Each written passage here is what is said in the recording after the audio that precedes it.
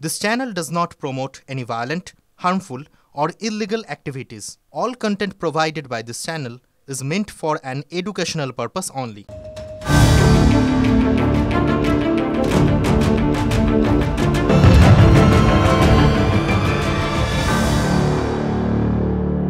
আর 11:11 শুরুতেই যে বড় খবরে নজর রাখবো, তিলোত্তম মামলার রায়কে চ্যালেঞ্জ করে হাইকোর্টের রাজ্য।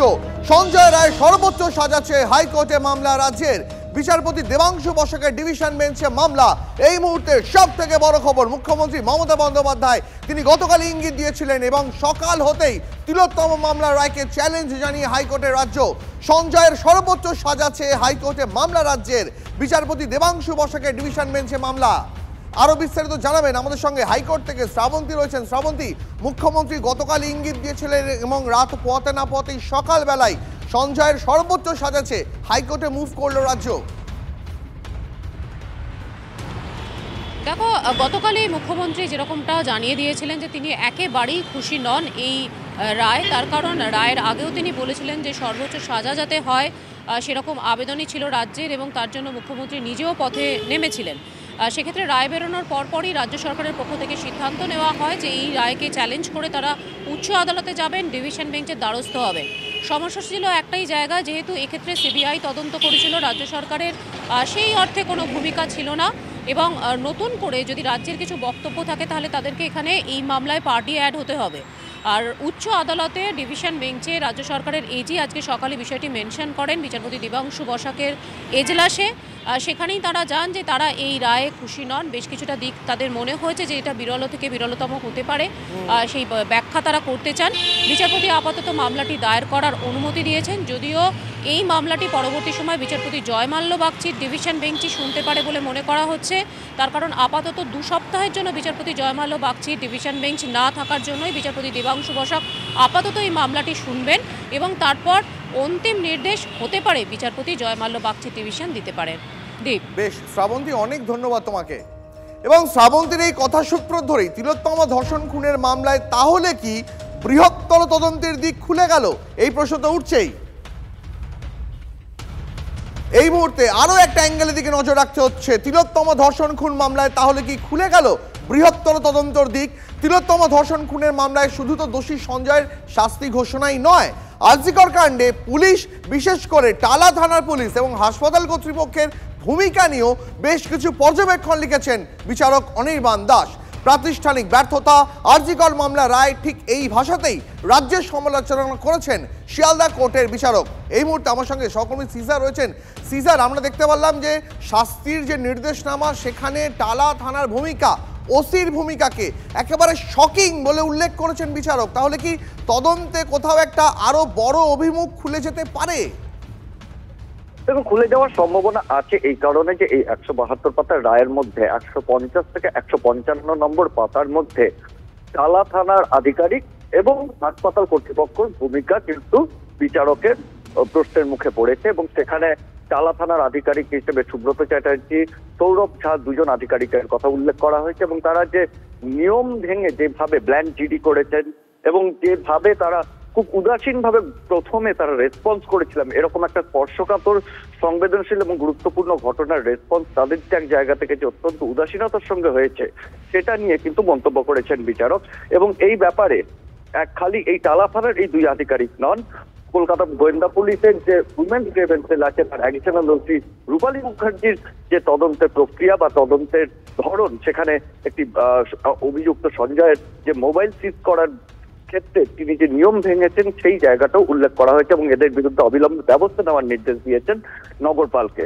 এবং তার পাশাপাশি হাসপাতাল কর্তৃপক্ষের ভূমিকা আসে এবং সেই জায়গায় দাঁড়িয়ে সন্দীপ ঘোষের বিরুদ্ধে সরাসরি তিনি এই ধরনেরই মন্তব্য করেছেন। সন্দীপ ঘোষের আচরণ যা এখন পর্যন্ত এভিডেন্স উঠে এসছে তাতে দেখা যাচ্ছে তিনি প্রাথমিকভাবে গোটা ঘটনাটাকে চেপে যাওয়ার চেষ্টা করছিলেন। কারণ তিনি একটা সময় নির্দেশ দিয়েছিলেন যে মর্গে দেহটি পাঠিয়ে দিতে, যখনও পুলিশ এসে পৌঁছয়নি। এই ধরনের ব্যবহার বা এই ধরনের আচরণ যে সামগ্রিকভাবে হাসপাতাল কর্তৃপক্ষেরও একটা উদাসীনতা, সেটাও খুব স্পষ্টভাবে উল্লেখ করা হয়েছে এবং সেইখান থেকেই কিন্তু কোথাও তদন্তের নতুন অভিমুখ খুলতে পারে। কারণ বিচারক নিজেও বলেছেন এই তদন্ত কিন্তু এখানেই শেষ নয়, তদন্ত চলছে। একটি অভিযোগ যেটা খুন এবং ধর্ষণ এবং খুন, সেই ধর্ষণ এবং খুনে অভিযুক্তকে সাজা দেওয়ার অংশটা সেখানে কমপ্লিট হচ্ছে, কিন্তু তদন্ত চলার যথেষ্ট জায়গা রয়েছে। সিজার, অনেক ধন্যবাদ তোমাকে। তিলোত্তমার পরিবার, তিলোত্তমার বাবা, তিনি কি বলছেন, পাশাপাশি শোনাবো আপনাদের তিলোত্তমা মামলার আইনজীবী, তারা কি বলছেন। মেয়ে মৃত্যু আমাদের কাছে যতটা কষ্টদায়ক ছিল, তার থেকে বেশি কষ্টদায়ক ছিল পুলিশের অত্যাচার। পুলিশের উপর ভরসাটা রাখবো, সেই পুলিশ কি সেই জায়গাটা আমাদের কাছে রেখেছিল? এবং 4 দিন যে সময় পেয়েছিল, পুলিশ সেই কাজটা কি একটুও করেছে? পুলিশ সেই সিভিক ভলেন্টিয়ারকে ধরে যা করার এক জায়গায় বসেই আছে। যে বিচারক, তার উপর আমাদের পূর্ণ আস্থা ছিল এবং তিনি আমাদের আস্থার মর্যাদা রেখেছেন। এবং আমরা কতগুলো আর্গুমেন্ট, প্রশ্ন 22টা রেখেছিলাম ওনার সামনে, তারও একটা প্রতিফলন আজকের যে রায় দিয়েছে, তার রায়ের কপি আমরা পেলে নিশ্চয়ই পাব। এবং পরবর্তীকালে আমরা যে বিচার ব্যবস্থাকে, এই তদন্ত প্রক্রিয়াকে আগে বাড়াতে চাইছি, সেটার একটা সুযোগ তিনি করে দিয়েছেন। মোট 128 জনের নাম ছিল চার্জশিটে, তার মধ্যে 50 জনকে মাত্র সাক্ষী করানো হলো, বাকিদের করানো হলো না কেন? এবং বাকি আরও অনেক কিছু আসতে পারতো, বাকি সাক্ষ্যতে অনেক কিছু আসতে পারতো, বাকি ইনভেস্টিগেশনে সব কিছু সামনে যখন আসেনি। আর এখানে ওনার এই 172 পাতার জাজমেন্টে যখন ইনভেস্টিগেশনের ওপর প্রশ্ন উঠছে, হসপিটাল অথরিটির ওপর প্রশ্ন উঠছে, তো ডেফিনেটলি সেটা আরও একটা দিক খুলে দিচ্ছে আমাদের, যেটা আমরা অলরেডি অনারেবল অ্যাপেক্সও সুপ্রিম কোর্টে গেছি, 22 তারিখে আমাদের হিয়ারিংয়ের জন্য আছে। তো আমাদের সেই অপরচুনিটিটা খোলা রয়েছে যে বাকিটা আনার জন্য। হাইকোর্টের অবসরপ্রাপ্ত প্রধান বিচারপতি দেবাশিস করগুপ্ত, তার বক্তব্য কি শুনবো। যাদের নাম উঠে এসছে তার ভিত্তিতে এই বিচার যথাযথ হয়েছে কিনা তার পরবর্তী আদালতে আবেদন জানানোর সুযোগ রয়েছে।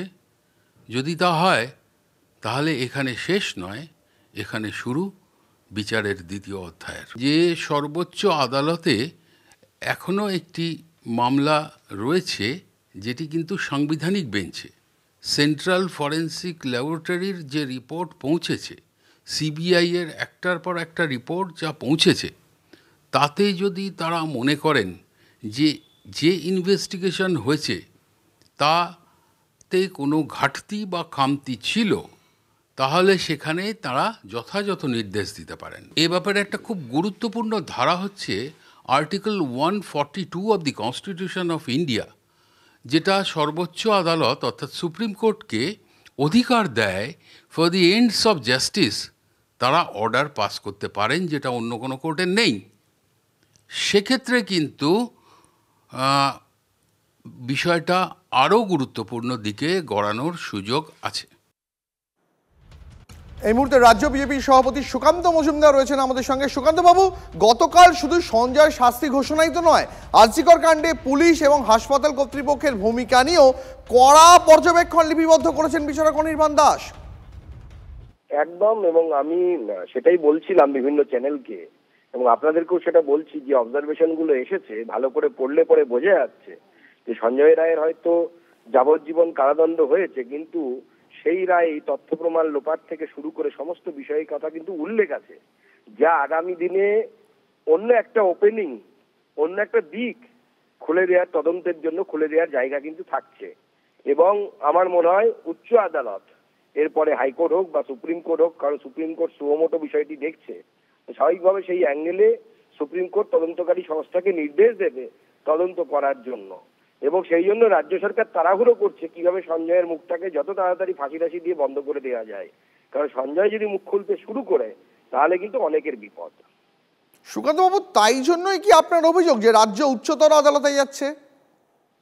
দেখুন, আমরাও ক্যাপিটাল পানিশমেন্ট চেয়েছি, কিন্তু আমাদের কথা হচ্ছে ক্যাপিটাল পানিশমেন্ট শুধু সঞ্জয়ের কেন হবে? সঞ্জয় শুধু নয়, তার সাথে যারা জড়িত আরো আছে তাদের সকলের ক্যাপিটাল পানিশমেন্ট হওয়া দরকার। তো এবং সেই জন্যই রাজ্য সরকার চাইছে না যে সঞ্জয় মুখ খুলুক, এবং সঞ্জয় বারবার যে কথাগুলো বলেছে, এমনকি তার মুখে আমরা ডিজি পুলিশ রাজীব কুমারের নাম পর্যন্ত একবার শুনতে পেয়েছি, এবং সে পরিষ্কার বলছে যে তাকে ভয় দেখানো হচ্ছে, সে যেন মুখ না খোলে, পুলিশ থেকে বলা হয়েছে বারবার। অতএব এই কথা প্রমাণ হয়ে যাচ্ছে যে রাজ্য সরকার তাড়াহুড়ো করছে তাড়াহুড়োটা বড্ড বেশি তাড়াহুড়ো হচ্ছে, এবং তার কারণ সম্ভবত যাতে সঞ্জয় মুখ খুলতে না পারে। আপনাকে অনেক ধন্যবাদ। কথা বলছিলাম বিজেপির রাজ্য সভাপতি সুকান্ত মজুমদারের সঙ্গে। মুখ্যমন্ত্রী মমতা বন্দ্যোপাধ্যায় তিনি গতকালই বলেছিলেন যাবজ্জীবন বা আমৃত্যু কারাদণ্ডের সাজায় তাঁর হৃদয় ব্যথিত, তিনি ক্যাপিটাল পানিশমেন্ট চান। কি বলেছিলেন গতকাল মুখ্যমন্ত্রী শুনুন। আমরা প্রথম দিন থেকে ফাঁসির দাবি করে এসেছিলাম এবং আজকেও আমরা সেই দাবিতে অটুট আছি। আমরা এটাই বলেছিলাম আমাদের হাতে কেসটা থাকলে আমরা কিন্তু অনেক দিন আগেই ফাঁসির অর্ডার দিয়ে দিতে পারতাম, ফাঁসির অর্ডার করে দিতে পারতাম। আমি জানি না কিভাবে লড়াই করেছেন, কি করেছেন, কি যুক্তি। আমাদের হাত থেকে তো কেসটা ইচ্ছা করে কেড়ে নিয়ে চলে গেল। আমরা তো বলেছিলাম আমরা যদি করতে না পারি তাহলে আপনারা সিবিআইকে দিন, আমার কোনো আপত্তি নেই, কারণ আমরা চাই বিচার হোক। এই নরক বিচারদের চরমতম শাস্তি হওয়া উচিত। আই এম নট স্যাটিসফাইড, কারণ আমি ফাঁসি হলে অন্তত মনকে সান্ত্বনা দিতে পারতাম। মুখ্যমন্ত্রী মমতা বন্দ্যোপাধ্যায় কি বলেছেন শোনালাম, এবার শোনাই রাজ্যের বিরোধী দলনেতা শুভেন্দু অধিকারী তার বক্তব্য। এই রায় সমাজ, পরিবার, মানুষ কেউ খুশি নয়। আমি বিশ্বাস যে তদন্তকারী সংস্থা এবং পরিবার এরা উচ্চ আদালতে যাবেন। এটা মৃত্যুদণ্ড হওয়া উচিত এবং ক্ষুধার্ত নেকড়েদের সামনে এই সব লোককে ছেড়ে দেওয়া উচিত। আর সিবিআই চার্জশিটে অনেক কিছু অমীমাংসিত রেখে গেছেন, 30টা পয়েন্ট এমন বলে গেছেন যাতে এটা প্রাইমারি চার্জশিট আমার মনে হয়েছে, সাপ্লিমেন্টারি চার্জশিট হওয়া উচিত। সিবিআই চার্জশিটেই অনেক কিছু বলে গেছে, এভিডেন্স ডিস্ট্রয়ের কথা বলেছে, তাদের তদন্তে নন কোঅপারেশন করার কথা রাজ্য সরকার পুলিশের বলেছেন, এবং বলেছেন এতে একাধিক ব্যক্তি জড়িত থাকার সম্ভাবনা আছে। অতএব সিবিআইয়ের যে 30টা পয়েন্ট চার্জশিটে এটা বেশ উল্লেখযোগ্য, তাই এটা অমীমাংসিত বিষয়, এটা কোনো জাজমেন্টই নয়। প্রাতিষ্ঠানিক ব্যর্থতা আরজিকর মামলার রায়ে ঠিক এই ভাষাতেই রাজ্যের সমালোচনা করেছেন শিয়ালদা কোর্টের বিচারক। পুলিশি তদন্তে কোথায় কোথায় খামতি থেকে গেছে, হাসপাতাল কর্তৃপক্ষের ভূমিকায় কোথায় গাফিলতি রয়েছে তাও উল্লেখ করেছেন বিচারক। এই মুহূর্তে সিপিএম নেতা সুজন চক্রবর্তী রয়েছেন আমাদের সঙ্গে।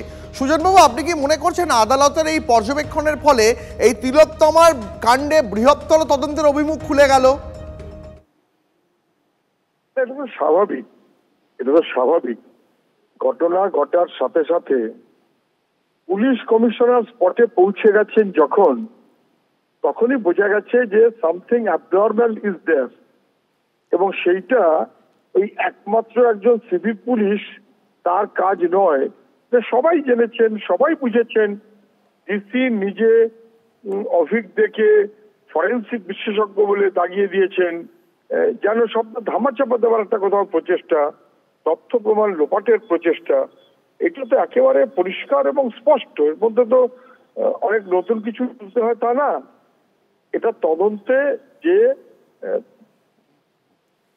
তথ্য প্রমাণ লোপাটের প্রসঙ্গটাকে বেশি গুরুত্ব দেওয়া উচিত, এটা তো সিবিআইও বলছিল, কিন্তু সেগুলো ঠিকমতো আর হলো না বা করা হলো না।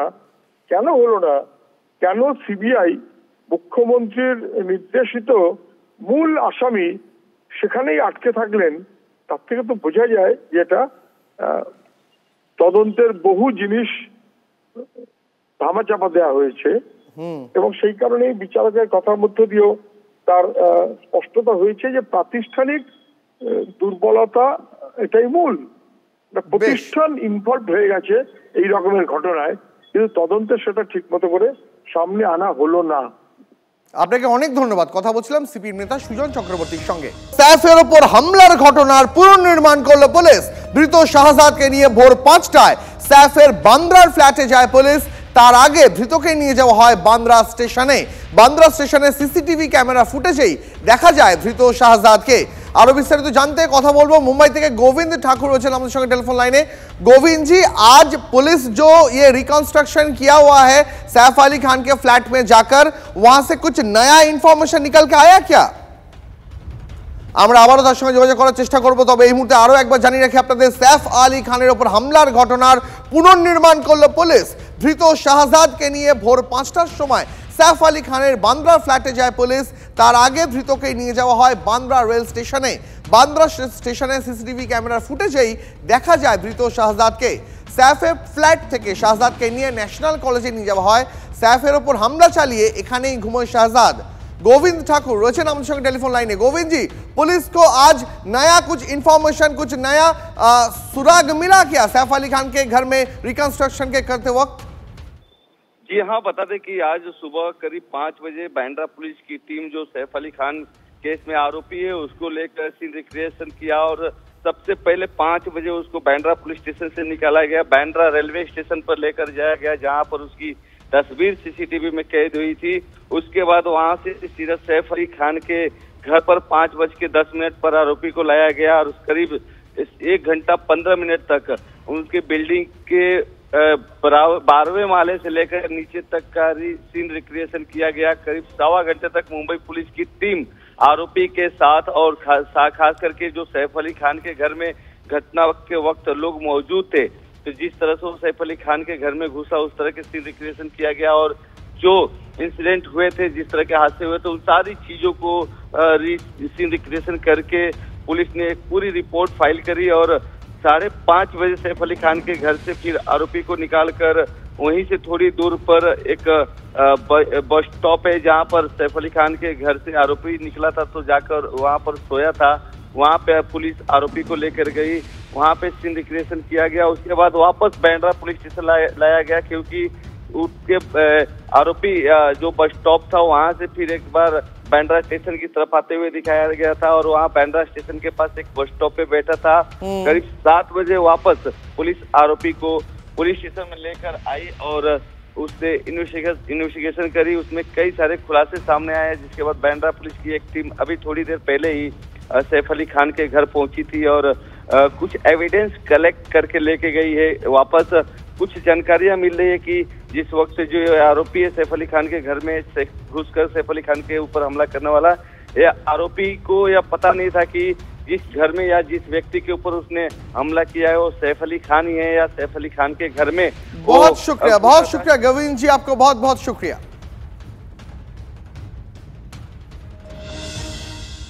আর এদিকে তৃণমূলের গোষ্ঠী কোন্দলের জেরে চলল গুলি। মুর্শিদাবাদের শামশেরগঞ্জে পঞ্চায়েত সদস্যের বাড়িতে ভাঙচুর।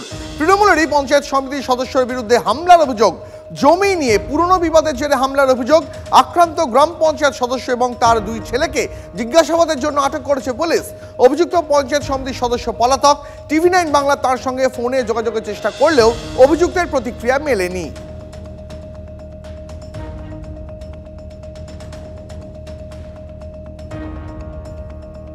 তৃণমূলের গোষ্ঠীদ্বন্দ্বে আজ উত্তপ্ত হারোয়া, জারি রয়েছে রুট মার্চ। সংঘর্ষের ঘটনায় এখনো পর্যন্ত পুলিশের জালে তৃণমূলেরই 15 জন। ব্লক সভাপতি বদলকে কেন্দ্র করে হারোয়ায় গোষ্ঠী সংঘর্ষ। খলিশাদি, কালীনগর সহ একাধিক জায়গায় দফায় দফায় সংঘর্ষ। পরিস্থিতি নিয়ন্ত্রণে রাখতে পুলিশের কড়াকড়ি, এলাকায় রুট মার্চ।